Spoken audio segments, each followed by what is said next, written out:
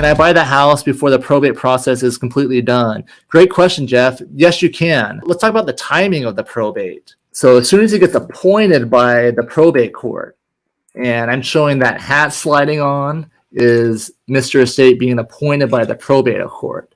At this time, he has the authority to sell the assets in the estate. That means, so if he sells the house, then he'll have cash, which he'll report as an asset of the estate. So great question, Jeff. And that's something that I emphasize a lot to the investors, how long it takes until they have the authority to sell the property.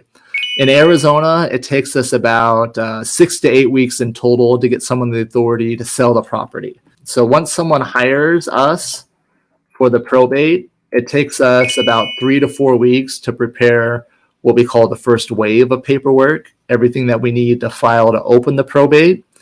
And then it sits at court for another 3 to 6 weeks until the judge stamps it and approves it.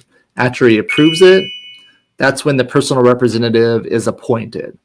And that process, what I'm describing, that's what's called an informal probate. That means that no one's challenging, everyone agrees to it, and we have the original will to file. If we don't have the original will, then we have to go what's called a formal probate. We have to request a hearing and show, give everyone notice. And then if we have a copy of the will that we're trying to admit or something else, we have a hearing and the judge decides whether to probate the copy of the will or how to proceed.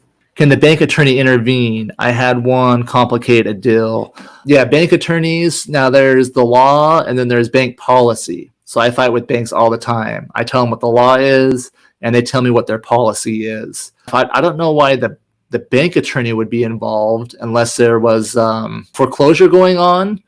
That would give the bank some rights, possibly. But usually the bank attorney doesn't deal with it. It's a personal representative of the estate gets appointed, and then they have a duty to liquidate the assets of the estate.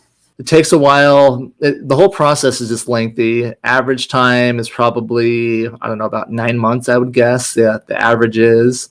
In Arizona, there's built-in waiting period. So after we get the personal representative appointed, you have to post in the newspaper to give any creditors notice and then wait for 4 months. So regardless, so it takes, I said, the first 6 to 8 weeks to get the personal representative appointed. As soon as they're appointed, then we'll file in the newspaper, start the 4-month period. So it could be as quick as maybe 5 months, but it's usually around 9 months or so to wrap up the whole thing.